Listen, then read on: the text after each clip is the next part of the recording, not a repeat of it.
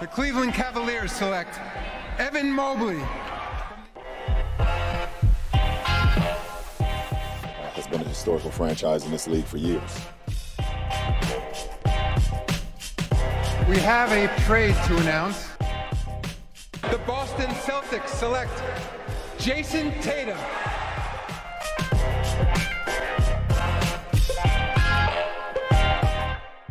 Hello, everybody. Welcome into the NBA Front Office Show. The trade deadline's getting closer, and we actually have a trade.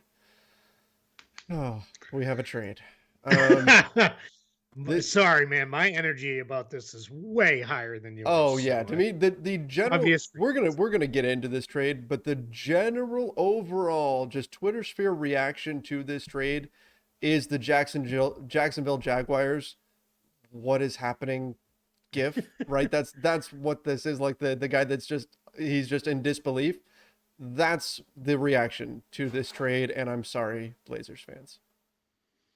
Yeah, so let's break it down, and then the particulars, and we'll get into all of our thoughts on this from all sides, including maybe beyond Portland and the Clippers. So two-team trade, Portland Trailblazers, LA Clippers. Clippers get Norman Powell and Robert Covington. The Trailblazers are going to get Eric Bledsoe, Keon Johnson, Justice Winslow, a 2025 Detroit Pistons second rounder. The Clippers had that from the Luke Kennard trade. And then the Portland will create a $6.5 million traded player exception in this deal there. So 5 players and a pick and a TPE created out of this. What side do you want to tackle first? I think let's do the Clippers. I think they're easier. Okay. Is that fair? Yeah, I mean, let's look at the Clippers. I mean, I think it's very simple from the Clippers. This is a massive win. I mean, this is a steal. Huge. This is beyond belief what the Clippers got for what they gave up. They're getting a very, very good player in Norman Powell. You're getting a guy in Robert Covington who has not been great this year, but he's struggled. But he's the kind of big switchy wing that a lot of NBA teams want right now, and the Clippers now have even more of those guys. You've got Marcus Morris already. You've got Nicholas Batum. Now you add Robert Covington to the mix there as well. So I still think he can be a positive for them, but Norman Powell could be a great fit long term. You think about the combinations that they've got with Kawhi Leonard, Paul George, Norman Powell on the mix, and Reggie Jackson there. It would not shock me after this move if the Clippers are, and it pains me to say this, but the title favorites going into next season once they get everybody healthy. Yeah, that wow. I'm trying to properly form my thoughts thinking that deep into it. But yeah, I mean, that doesn't surprise me, right? To get with Norman Powell, so just that part of this is he helps the rest of this season. Plus, he is going to be fine. He's already played with Kawhi Leonard, and guess what? Won a championship. Whether he's their sixth man, doesn't matter. He's going to play a bunch. I already saw people saying, can you play those 3 guys together? Absolutely you can, meaning PG, Kawhi, and Powell. Yeah, 100% you can. Powell played closing minutes with, Kawhi and Kyle Lowry and Fred VanVleet in the finals. So you can 100% play those guys together. I think people are overlooking how good Norman Powell has been this year, really the last couple of years. This year alone, I'm just going to throw some quick numbers. 18.7 points per game on 45.6% from the field and 40.6% from 3. That's good efficiency for what he does. And let's also remember, he's done that quite a bit this year without Damian Lillard and a handful of games without CJ McCollum. So that's just enormous. He's also getting the free throw line 5 times a game where he hits 80% there. He's an okay rebounder, he's an okay assist guy. I've seen some people say his defense has slipped. I'm not going to put a whole lot of stock into anything defensively coming out of Portland because they're just a tire fire. They don't have any interest in playing defense. So I think you put him around the right guys and you'll see him step up. But the rest of this year, even if you simply take it as he is replacing Eric Bledsoe, massive upgrade and win. He's so much better than Eric Bledsoe. It's not even close. So that's huge. And then you add in Covington on top of it. even though he struggled, as you said, 38% overall, Mhm. 34.3% from three.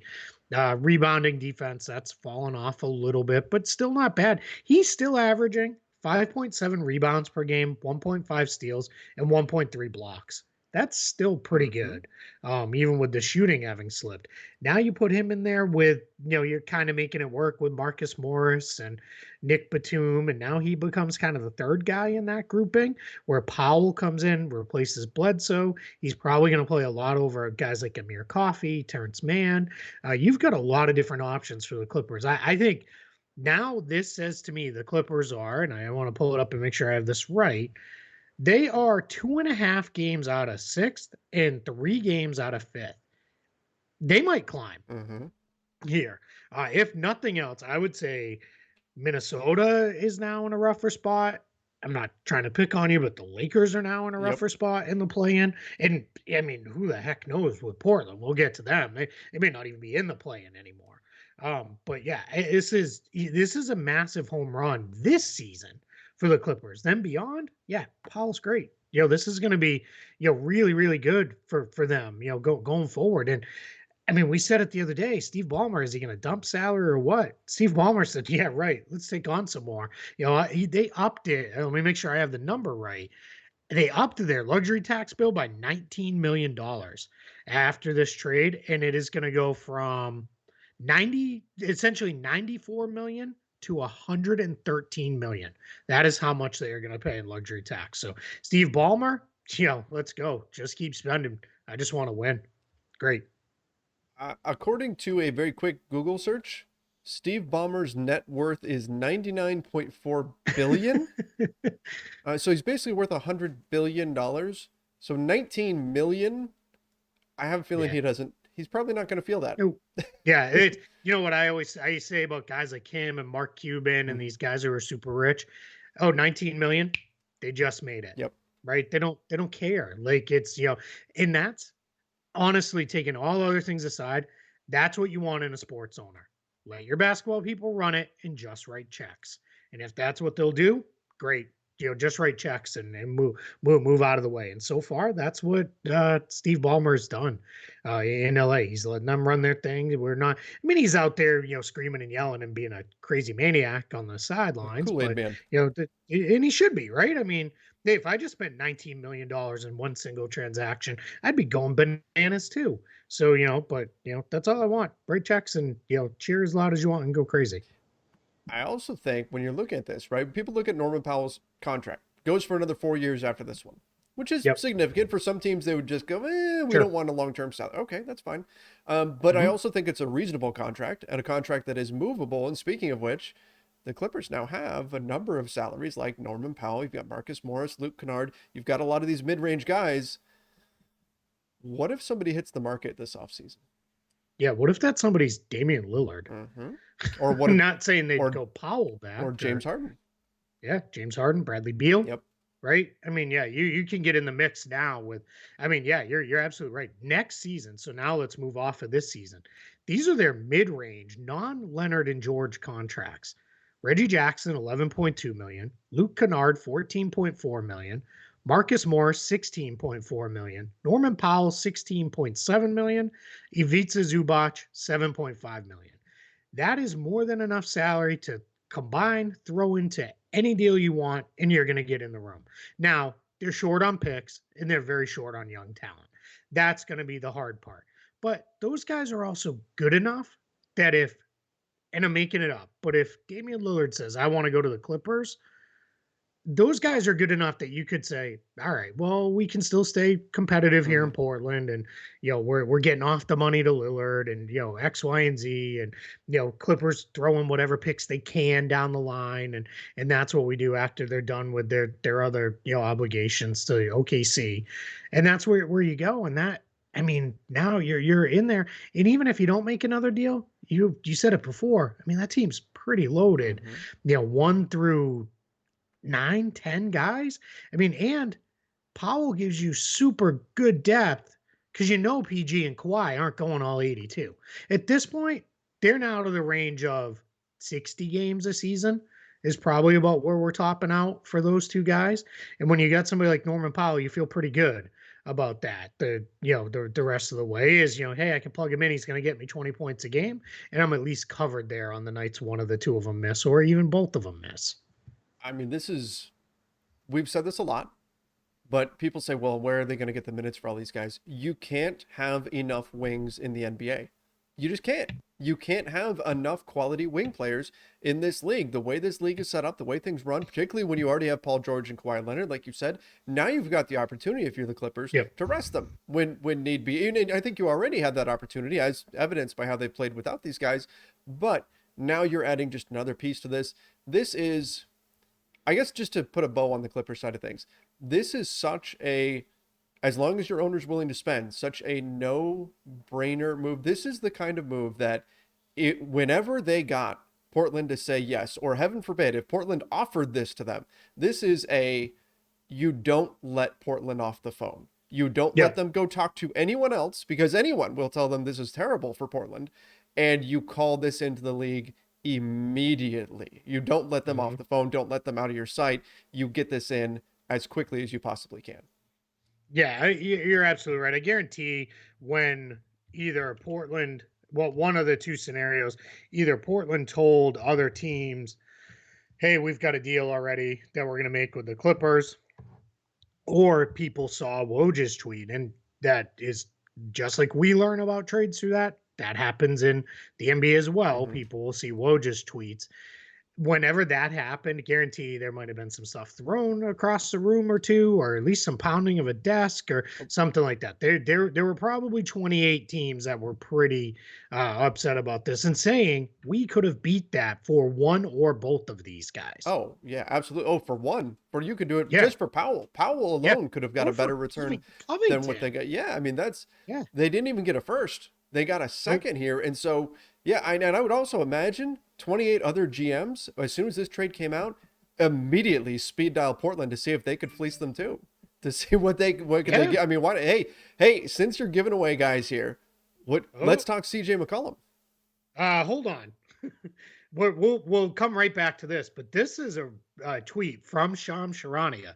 The Philadelphia 76ers are expected to pursue Brooklyn's James Harden ahead of NBA trade deadline Thursday, and the Nets are now open to discussing a deal. Let's go. What? The Joker gift from the Batman movie. What? Let's go.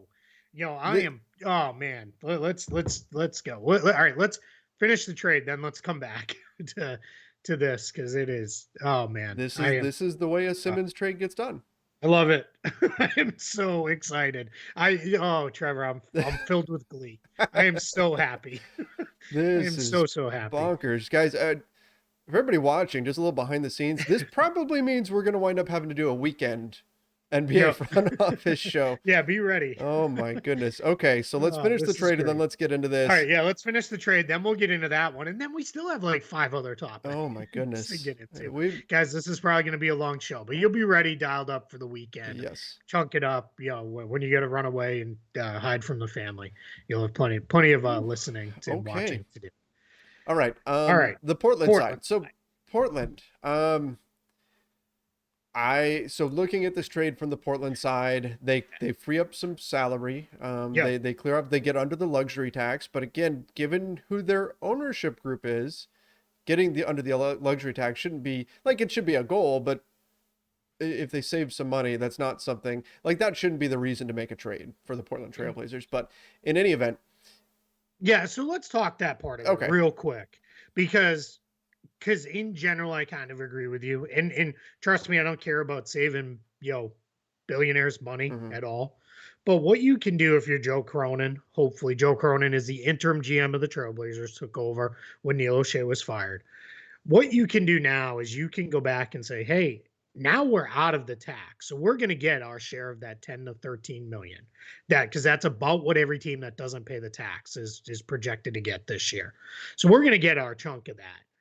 Now what you're hopeful is this summer or whenever he can go to Jody Allen, who runs the trust that owns the Trailblazers, and say, hey, remember how I saved you 10 million? I need to spend some money this summer to do that. And hopefully the answer is sure. Right. Go ahead, do what you need to do. So that's they were close enough that it would have been irresponsible to not get out of the tax. That said, this is not the way. I've been watching Book of Boba Fett and no spoilers and The Mandalorian. This is not the way. Unlike the This Is the Way from the Mandalorian, this is not. But what I think is being missed a little bit, and this is kind of my silver lining here for the Trailblazers, is they cleared up quite a bit of future financial flexibility here. They're going to re-sign Anthony Simons to a really nice contract, probably something that'll start in the $15 to $20 million range, the way he has played. And you can't have 4 guards on the roster making in excess of $100 million. It just was never you couldn't build a functional team out unless you're talking going Nets Warriors levels into the tax. And that's not going to be what happens here. So what happens is they get out of the tax, they get off Powell's money going forward. They free up time, salary slot, whatever you want for Simons moving forward. Bledsoe, he'll be cut. He may not even make it past the deadline. There, I wouldn't be shocked unless their real intention is, hey, you keep the seat warm till Dame is back, try to keep us competitive so we can hang in the play-in race. Maybe he sticks, but $3.9 million next year, he will not be on that roster. I really struggle to see how, because they can save what is it? That's about $15.5 million by cutting him. So that's basically a done deal. Then you get into Justice Winslow. That's salary ballast to make the trade work. He just isn't good anymore. Is not the guy he looked like he was going to become in Miami at one point. So that kind of leaves you with Keon Johnson and a second-round pick. They didn't even get a great second-round pick because Detroit could be really good by 2025. Would hope with Cade Cunningham, you're starting to turn the corner by then, right? I mean, that would be my thought. And then Keon Johnson, a couple of people I've seen thrown around like this guy averages 3 points per game. That's in the NBA this year in the G League, 16 points per game on 45% shooting, 5.3 rebounds, 3.8 assists. So there's something there. And I'll say Portland does a really good job with developing guards. See Simons, Nasir Little kind of, Gary Trent prior to this, McCollum and Lillard, obviously. So I'm going to trust a little bit more that Keon Johnson may pop, but that's it. I'm completely out of silver linings, and none of them were all that silver. The Blazers traded a couple of first-round picks with Trevor Ariza to get Robert Covington. Yeah. The Lakers traded Gary Trent Jr. and Rodney Hood to get Norman Powell. The Blazers. Yeah, the Blazers did. What did I say? I think you said the Lakers. Did I? Oh, I'm going to say the Blazers. I get it. I know where your brain is. My brain's been spinning lately. But to get this return, like Blazers fans have got to be flipping tables right now. They've got to just be losing their. And I've seen a few Portland people on Twitter and stuff who've been trying to push back and say basically what you're saying, like, well, but there's this and there's that and all that. It maybe could turn into something down the line, but I think the general consensus around Twitter and around the NBA is you couldn't have got something better. You couldn't even get a first out of this after giving up all those firsts to get these guys, everything like that's really the best you could get. So this is not a good day, I think, for the Portland Trailblazers. And you mentioned 28 GMs, several of which that are probably throwing things. Is one of the people who are throwing things right now Damian Lillard? Yeah, so that one's a little tougher, right? I mean, maybe he could be. Damian Lillard may also be taking the approach of, look, I don't, and I say this in the most respectful way possible. I don't really care what was going on the rest of this year. And Simons that's fine. He's going to be the Powell guy because I think Dame's smart enough to know we can't play all of us all the time. I think his approach will probably be what's next, right? And my guess is if you're Joe Cronin, you're sitting down with Chauncey Billups, Damian Lillard, maybe CJ McCollum. That'll tell us a lot about what his future would be in Portland and just kind of mapping out, here's where I think we may go. And if it's, and that's what you're trying to do now going forward is, hey, I think here's what we may do. And if McCollum's not part of that, maybe it's because he's not part of that future.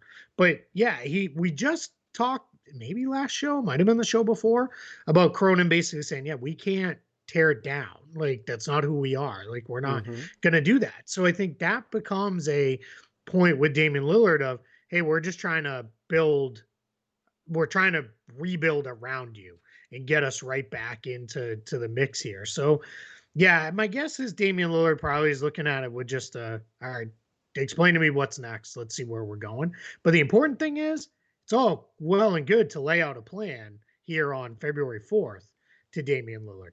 It's, can you execute it between now and next Mm-hmm. Thursday, and then at the draft, then at free agency and all that stuff? Because if you can't, then that becomes the next point where Lillard says, "Yeah, I'm out. Like, this is too much now. Now I'm ready to go.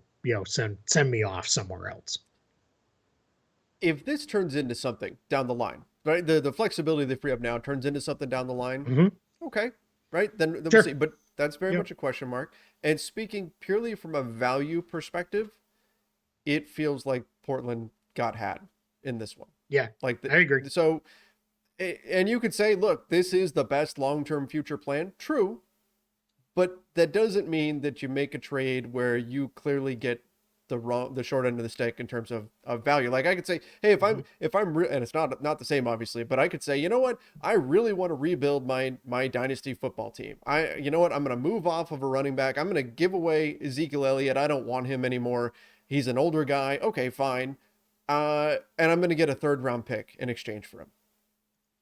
That my long-term goal might be correct, but that value is so far off that Mm-hmm. you can question, well, did you really help yourself towards that process in getting the assets that you did? And that's kind of what I feel like the Blazers did here. They got not nearly enough for the pieces that they surrendered. And I do wonder, had they held out a little bit longer, if they could have found something a little closer to the trade deadline. Like like you said, there's a bunch of GMs probably saying, well, we could offer more than that. If the Blazers had really put out around the NBA, we're getting ready to ship out these pieces, beat this offer, would crickets have been the response? Nobody would have offered No. more than, I would be surprised if that was the case. Yeah, that's the thing. It's that last part. You could have, I believe, accomplished the same end goal of the flexibility you created, but also gotten better players moving forward. I pitched an idea of Josh Richardson and Dennis Schroeder going out from Boston in a 3-team trade, where Portland would have landed with Richardson.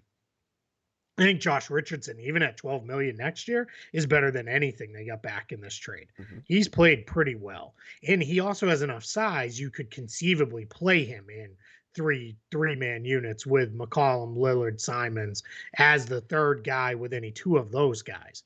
Where Powell, he's just enough smaller that's a little harder to pull off. But yeah, I it's and then I think I said it the other day. I thought Covington would ultimately be the guy to land with the Lakers, because I Mm-hmm. thought it made a lot of sense. And I don't know. I think I would have. I mean, this maybe is weird coming from me because I'm not a big THT guy. I think I would have rather had Talon Horton Tucker than anything they got here, even with the money owed to him, because the money owed to him is not so crazy for a guy you're hoping kind of rediscovers what we liked about him a couple years ago. So yeah, so that's the tricky thing here. So Do we have any more craziness going on there? couple. Well, we'll just knock them out right now. 10-day hardship signings for the New Orleans Pelicans. Have a couple guys out with hardship. Zylan Cheatham headed back there again, and Mie Oni, who was with the Jazz and had been traded to the Thunder and waived. They're headed to the Pelicans on 10-day hardship deals.